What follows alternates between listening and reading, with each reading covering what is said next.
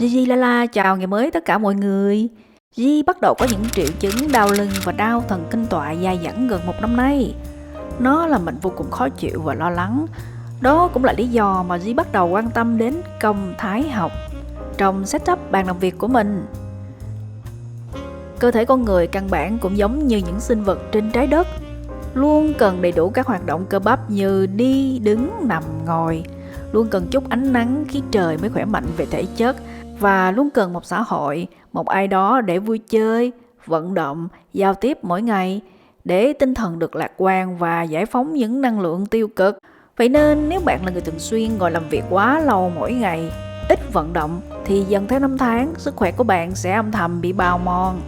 Và thay vào đó là đủ thứ bệnh tật trên đời như đau thần kinh tọa này, béo phì, trĩ, thoái hóa cơ khớp, đột quỵ, rối loạn lo âu do stress, suy giãn tĩnh mạch, vân vân và vân vân. Mà cho dù sau này bạn có kiếm được nhiều tiền đi nữa cũng không thể nào giải quyết những vấn đề về sức khỏe vì đã quá muộn rồi.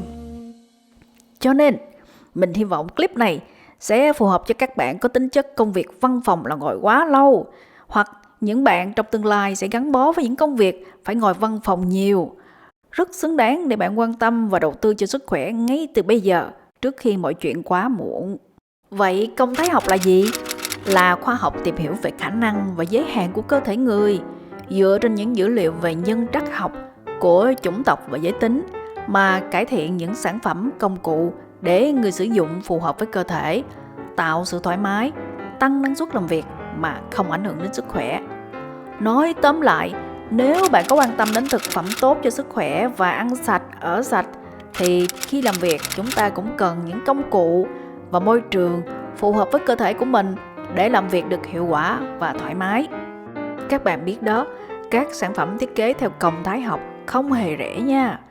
Và trong clip này, mình sẽ mô tả góc làm việc mà mình đã set up theo công thái học, phù hợp với ngân sách mà không bị mê hoặc bởi những sản phẩm quá cao cấp hoặc thật sự không cần thiết.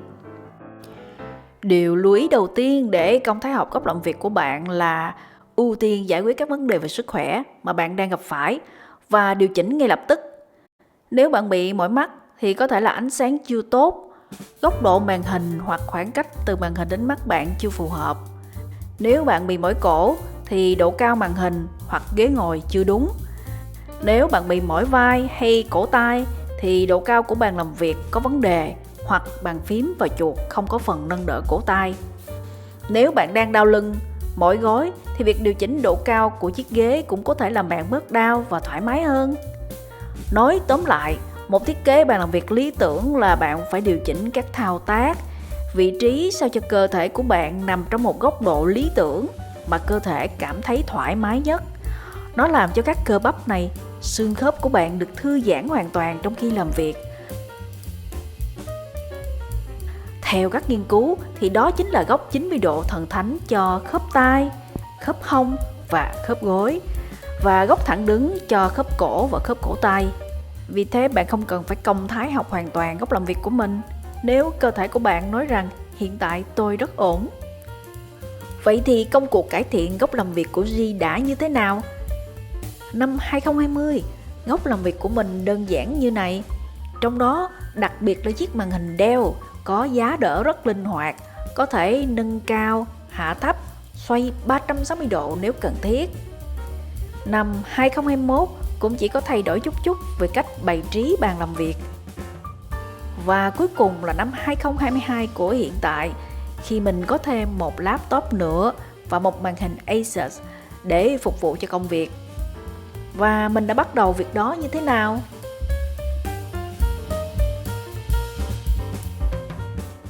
Tất nhiên, đầu tiên để giải quyết vấn đề cái lưng, mình cần phải thay đổi ngay, đó là chiếc ghế. Và đây là chiếc ghế mình đã chọn, Hyperwork màu trắng xám. Sản phẩm được đóng gối rất gọn gàng.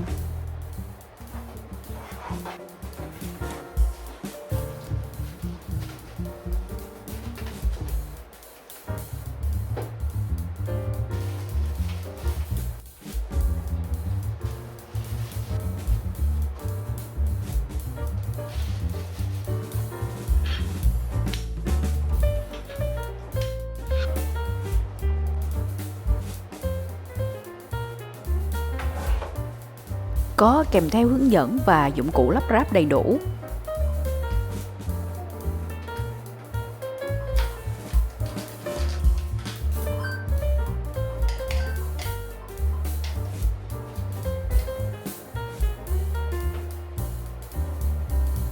Và bạn có thể lắp ráp dễ dàng trong vòng 15 phút.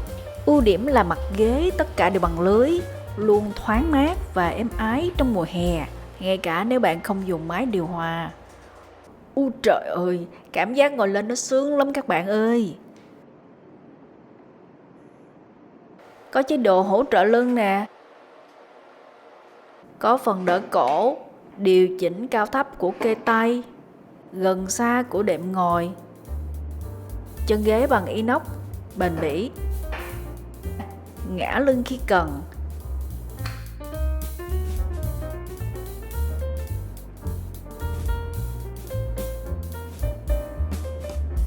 Đây là chiếc ghế mình ưng ý nhất, lựa chọn trong tất cả các loại ghế công thái học, có giá thành vô cùng hợp lý và thiết kế đẹp mắt. Tiếp theo mình lắp đặt một giá đỡ 2 màn hình để tiết kiệm không gian làm việc, vì bàn làm việc của mình không được rộng cho lắm. Đóng gối cũng khá gọn gàng.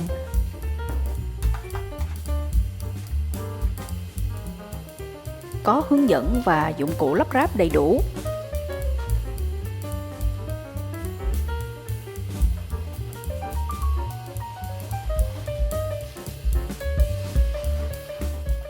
Vì có nhiều chi tiết và cách điều chỉnh khá công phu, nên bạn sẽ mất khoảng gần 45 phút và cần chút sức lực để bóp những khớp tay của giá đỡ, để điều chỉnh chiều cao cũng như độ nghiêng cho phù hợp với tầm nhìn của mình.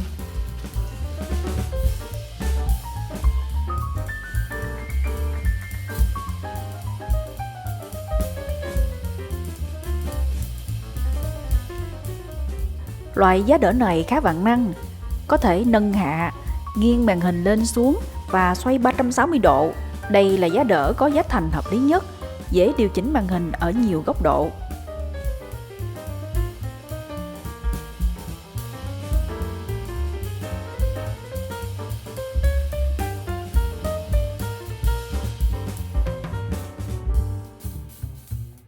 Kế đến mình thay tấm lót bàn làm việc cũ thành một tấm lớn hơn, để vừa bảo vệ mặt bàn, vừa là tấm lót chuột có thể di chuyển không giới hạn. Tiếp theo mình thay chiếc kệ gỗ đỡ màn hình đã cũ thành một chiếc kệ dài hơn, để có thể để những vật dụng cần thiết cũng như mở rộng diện tích sử dụng của mặt bàn.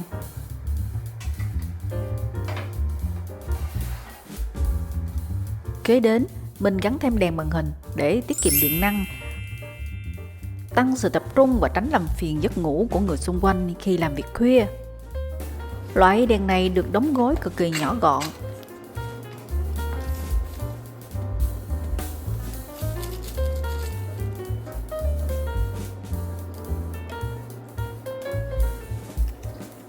Có hướng dẫn sử dụng bằng tiếng Anh.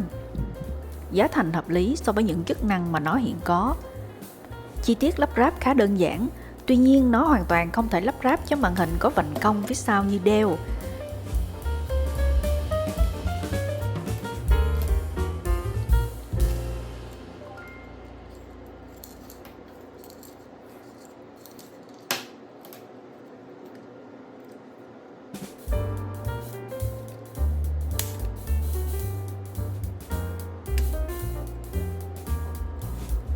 Khi đã hoàn thành, bạn nên dán miếng sticker đen này để cố định nó sau màn hình, tránh việc rơi vỡ gây hỏng hóc. Lưu ý là lớp keo dưới miếng kim loại này khá yếu và mình đã bị rớt 2 lần dù đã dùng tới keo dán sắt.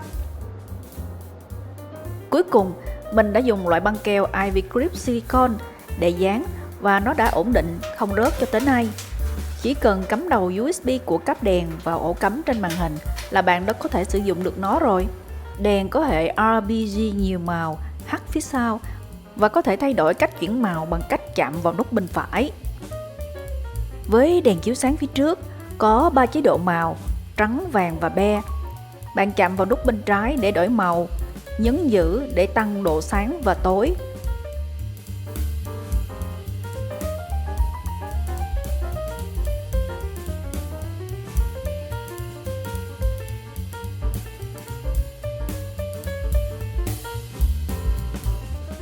Cuối cùng, lưu ý rằng đèn chỉ chiếu sáng tốt khi không vượt quá khoảng cách 60 cm so với mặt bàn.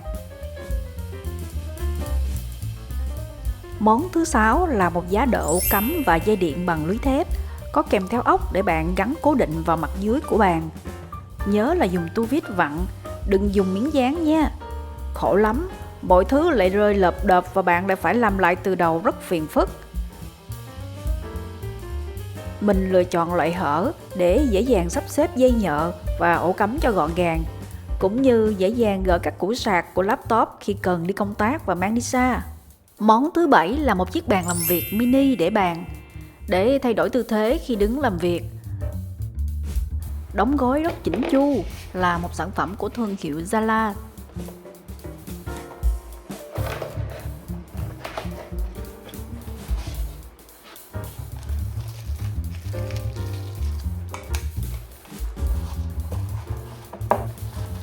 Chiếc bàn có thể gấp gọn và mở ra dễ dàng. Sản phẩm được hoàn thiện với những đường nét thiết kế hoàn hảo, bề mặt láng mịn như gỗ MDF. Chiếc bàn này thật sự chỉ để bàn phím, iPad và vật dụng nhẹ, chứ không phải là loại cứng cáp. Vậy nên bạn không nên chống tay, tì đè quá mạnh lên nó. Mình cực kỳ thích chiếc bàn này. Một chiếc bàn siêu đẹp, siêu nhẹ,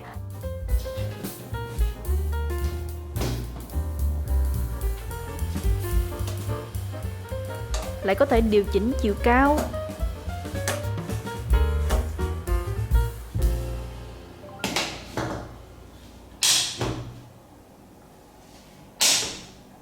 Điều chỉnh góc nghiêng.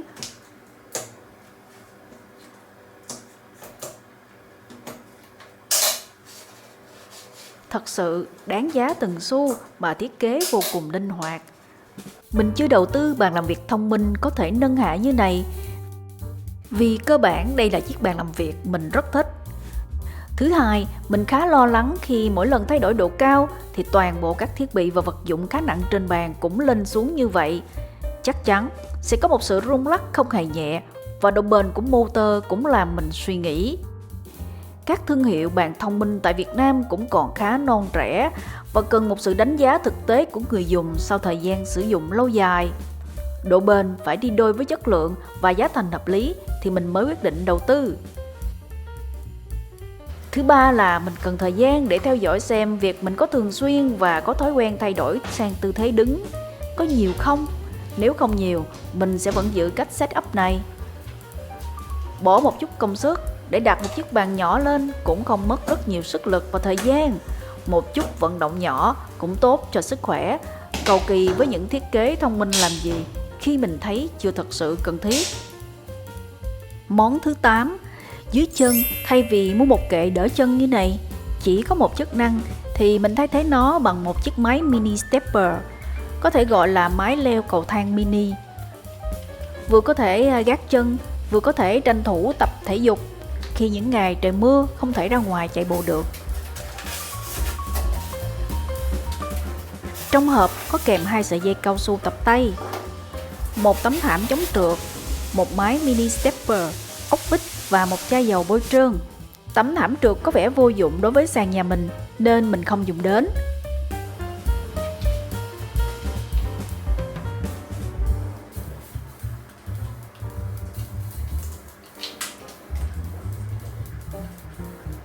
Loại dây cao su đính kèm có vẻ quá nhẹ nhàng đối với mình, mặc dù mình đã thu ngắn lại khá nhiều.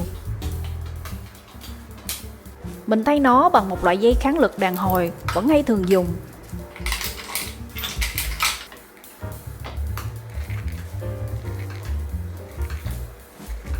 Sáng vừa nghe nhạc vừa làm 1000 bước như này, bảo đảm tay chân săn chắc nha. Món thứ 9, thay vì dùng một tấm thảm để đứng khi làm việc vô cùng cool ngầu và sang chảnh như này, để tránh bị thốn gót khi đứng quá lâu, mình sử dụng một đôi dép lê đế cao su siêu êm ái. Ngoài ra mình cũng đã có thói quen mang dép lê trong nhà, đặc biệt nó rất hữu hiệu khi chúng ta làm việc, tiếp xúc nhiều với các thiết bị điện tử, tránh bị tê giật khi có sự rò rỉ điện.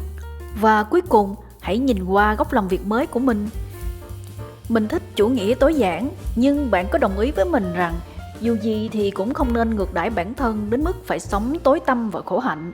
Cuộc sống luôn cần những điều vui tươi, vậy nên mình cũng không tiếc khi chăm chút tí xíu cho góc làm việc nó tươi sáng và tràn đầy sức sống.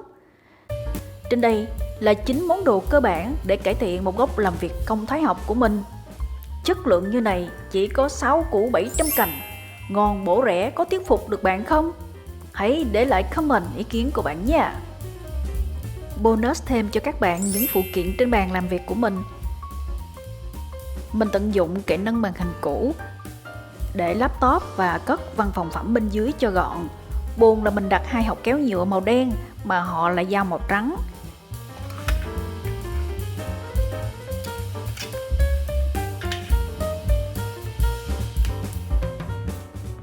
Cái băng keo hai mặt này rất tệ nha. Đựng đồ một thời gian là bị bóc keo rớt ra hết, nên rốt cuộc mình vẫn phải tháo ra và thay bằng keo Ivy Grip.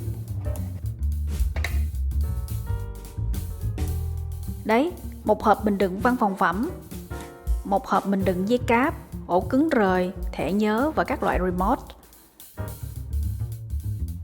Trên kệ này mình có thêm một ổ cứng di động rời. Góc này là một chiếc iPad, phản chiếu màn hình từ camera để mình có thể theo dõi và điều khiển khi quay clip từ đây. Tiếp theo là một bộ chuyển đổi dùng cho chiếc MacBook Pro 13 inch của mình, kết nối được với 2 màn hình Dell và Asus và cả cái ổ cứng này nữa. Dưới kệ này mình để một cuốn sổ ghi chú và một cuốn sách mình đang đọc dần. Còn đây là bộ đôi bàn phím và chuột Logitech siêu bền mà mình đã sử dụng được 4 năm. Còn đây là cái đế kê tay bàn phím cũng mini luôn, nhỏ gọn và êm ái. Và thật là thiếu sót nếu không kể đến cái kê tay công thái học vô cực của con chuột này. Thiết kế cực kỳ đẳng cấp. Khi bạn rê chuột, nó sẽ đi theo để hỗ trợ cổ tay, cực kỳ tự do và thoải mái đến bất cứ đâu trên bàn làm việc của bạn mà không có một giới hạn nào.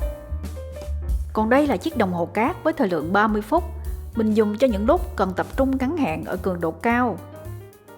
Một chai thuốc nhỏ mắt để cung cấp độ ẩm và vitamin khi mắt mệt mỏi và cần nghỉ ngơi. Một cặp tai nghe Bluetooth khi cần nghe nhạc mà không làm phiền người khác. Mỗi khi mệt mỏi, nhìn chú tiểu này cũng có thể cười lên được một chút. Cái chậu cây giả mini thần thánh này đã nằm trong rất nhiều video của G. Nó cho không gian một chút thiên nhiên tươi xanh, một hũ nến thơm để không khí được tươi mới. Một chiếc loa Bluetooth chuyển âm thanh từ MacBook ra ngoài để laptop bớt bị tăng nhiệt. Chiếc đồng hồ có kết nối USB, có đèn LED phát sáng, không cần thay pin. Có thời gian nè, nhiệt độ, lịch, vì thế mình không cần một cuốn lịch để bàn nữa. Ở đây mình lại có thêm một ống đựng viết nhỏ, cốt yếu chỉ để che cái cột của giá treo màn hình cho nó bớt thô thôi. Cạnh bàn có thêm một giá gắm micro khi mình cần thu âm và có thể rút ra cất đi dễ dàng. Sau lưng bàn, mình có gắn 2 bóng đèn LED xanh và đỏ để trang trí. Loại đèn LED này có thể sạc bằng USB và gắn vào bàn bằng một miếng 500 rất đơn giản.